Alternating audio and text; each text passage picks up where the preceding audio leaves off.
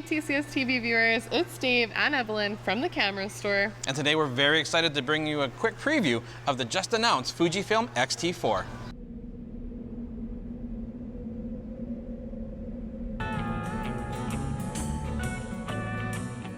Today, Dave and I are coming to you from the Golden Acre Garden Center because we wanted to get out of the cold, especially because our videographer Brendan is far away on a beach in Hawaii without us. Now, it snowed here in Calgary, so it's quite cold outside, so this is about as tropical as we can make it today. We're very excited because we have a very early pre-production look at the just announced X-T4.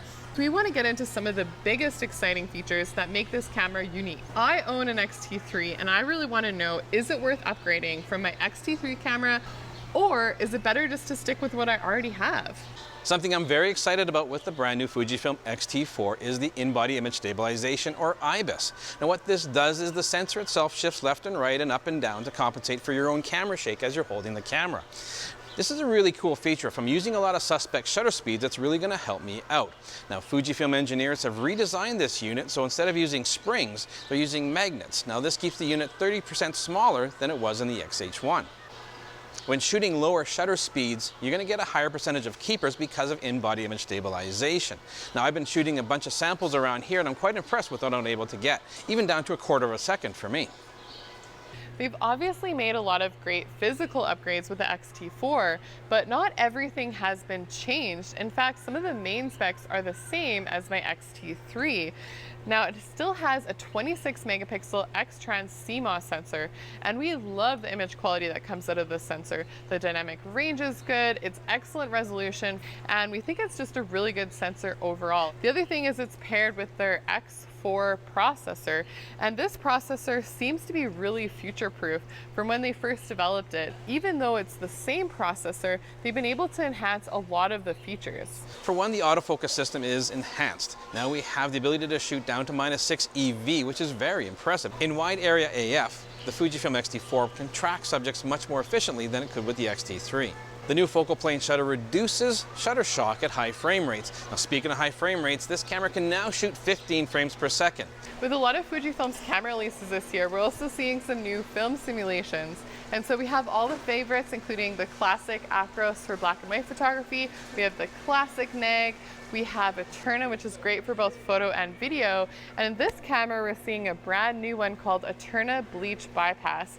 It's a unique filter that basically makes your images look like the old silver halide film process. It makes your images look less saturated, but more contrasty. So it is a very unique look. It might not be for everybody, but I really enjoy the look of it. I think it's kind of cool. I just hope that with all of these new film simulations from this year, that they put it in the new firmware for my X-T3. When you first pick up the X-T4 and check it out, you're going to notice something different about it, and it's going to make you aware that this camera is much more serious about video than the predecessor was. We have a separate photo and video mode on here, which keeps your menus completely separate. This is great. I can change the menu in one and not have to worry about it transferring over to the other. That's really nice to have. Now, we do shoot 4K 60, which is fantastic, but for you slow motion guys out there, we have 240 frames per second in full HD. That gives you 10 times slow motion.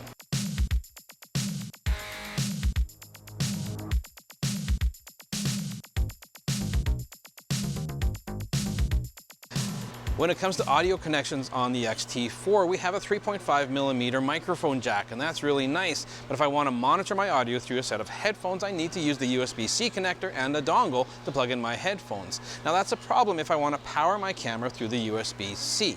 Now what I can do is opt and get the actual grip, which gives me a built-in headphone jack that's 3.5mm. Another feature I really like about this camera that tells me it's more seriously video-oriented is the ability to shoot dual SD cards. Now we have both UHS 2 compatible card slots, and I can either record video to both card slots. Keep in mind it's going to be the same resolution on both, or if I want to, a longer recording clip, I can hot swap the cards and carry on.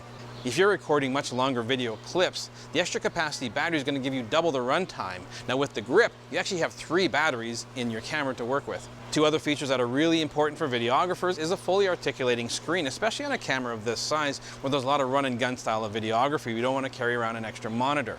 Now we also have in-body image stabilization, which works perfectly in video. I might be a little bit biased when it comes to the design of this camera because I really loved the design of the X-T3 and that's my favorite camera. I know you totally love that camera, but Fuji has always put a lot of thought and design into the ergonomics, and they're a very comfortable camera to hang on to. Yeah, well, let me tell you why I like it, okay?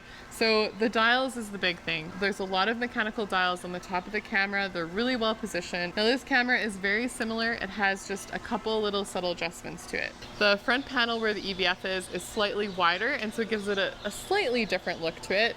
The grip is slightly deeper, which I know you like. I do like the deeper grip, and that's because of the batteries. We have the much improved batteries with this camera, so they had to have a bigger grip. They also made some subtle changes, like moving one of the function buttons to the top front of the panel, which is in a really nice place. Yeah, I mean, overall, I think they've made some really nice upgrades to this camera. There's not a lot of massive wow things for me personally that would make me want to sell my X-T3 and buy this camera. But if I was more of a filmmaker or a videographer, then hands down, I think that this would be a fabulous option. That in-body image stabilization is absolutely huge, having the articulating screen, enhanced weather sealing. And don't forget the batteries, man. Oh my gosh, yes. But of course, using the USB-C port to power the camera as well as charge that battery is nice to have. That being said, it doesn't come with a dedicated battery charger, and I still like to have a dedicated battery charger, especially if I have one in the camera and one that I want to charge in a charger separately. Yeah, with this camera, having the ability to put 3 batteries in there, it'd be nice to have a separate battery charger. Yeah, we put to the test the X-T3 in terms of weather sealing, and we can attest that it is very well weather sealed. It is splash proof, and they've made some further enhancements on this, so I have no doubt that it would keep up in a variety of conditions. And so we want to know, what do you guys think?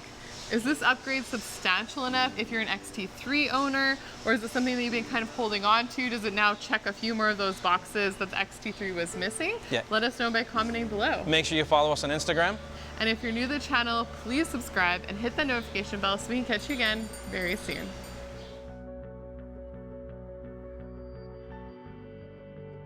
Thanks again for watching. If you're interested in some more recent reviews, click down here. And if you're more interested in some new camera gear, check the link up here to the camera store.